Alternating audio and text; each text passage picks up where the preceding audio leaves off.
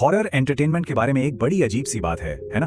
सोचिए, ये शायद अकेला ऐसा जॉनरा है जहां लोग जानबूझकर उस फीलिंग को महसूस करना चाहते हैं जिससे बचने के लिए हमारा दिमाग बना है, मतलब कि डर। तो चलिए आज इसी डर की कला और इसके पीछे के विज्ञान की परतों को खोलते हैं। ये सवाल सुनने में ही कितना अजीब है। आखिर क्यों कोई ऐसी फिल्में देखेगा या गेम्स खेलेगा जो बेचैन करें, चौंका दें या घिनौना महसूस कराएं? इसका जवाब हमारे शरीर और दिमाग के काम करने के एक बहुत ही अनोखे तरीके में छिपा है, जो डर को एक रोमांचक, एक थ्रिलिंग एक्सपीरियंस में बदल देता है।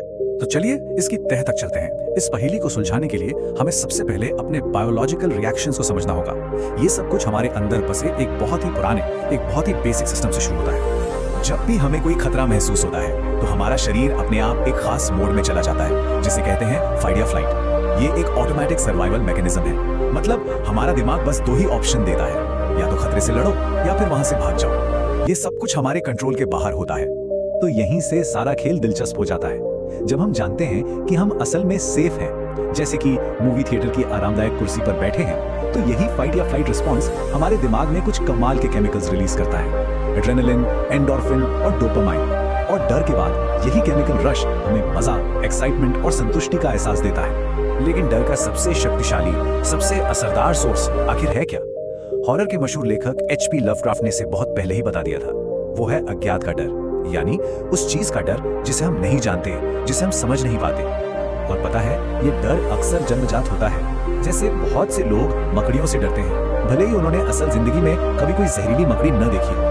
ये हमारे पूर्वजों से मिली एक याद है जो हमारे डीएनए में बसी है कि जो चीज जानी पहचानी नहीं है उससे सावधान रहो।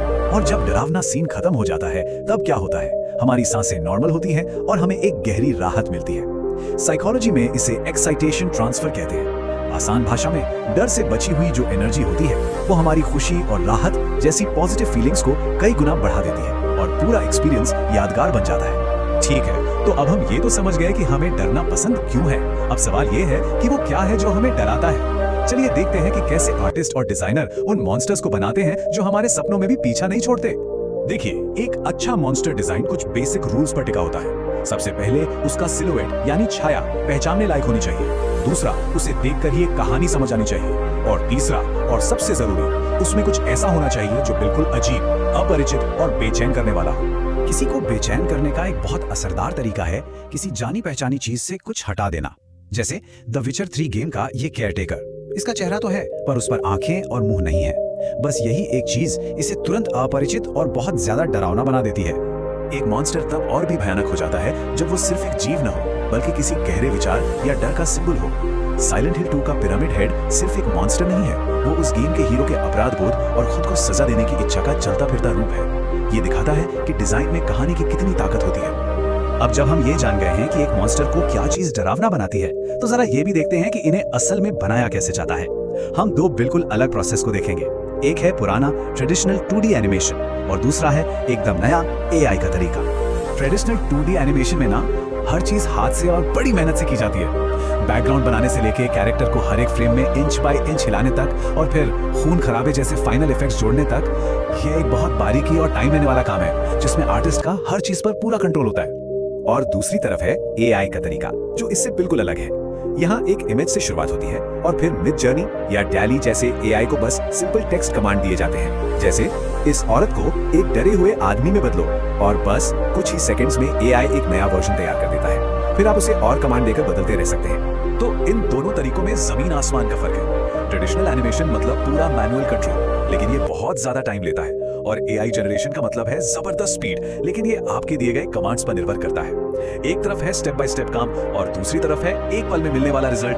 तो चलिए अब इन सभी भागों को एक साथ जोड़ते हैं। हमने साइकोलॉजी को समझा, डिजाइन के प्रिंसिपल्स देखे और बनाने के तरीकों का भी विश्लेषण किया। तो आखिर में सवाल ये है कि ये सब काम क्यों करता है? जरा इस स्केच को देखिए।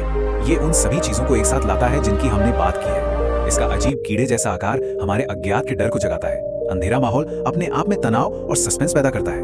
मतलब ये सिर्फ लकीरें नहीं है, ये जानबूझकर लिए गए फैसले हैं जो सीधे हमारी भावनाओं पर हमला करते हैं। तो सबसे जरूरी बात क्या है? वो ये है कि हॉरर की कला असल में हमारी अपनी बायोलॉजी के साथ खेलने की कला है। ये एक सेफ माहौल में हमारे फाइट या फ्लाइट सिस्टम को जानबूझकर ऑन करने जैसा है, ताकि हम उस एड्रेनलिन रश और उसके बाद मिलने वाली राहत को एंजॉय कर सकें। और ये हमें एक बहुत ही दिलचस्प और शायद थोड़े डरावने सवाल पर लाकर छोड़ देता है।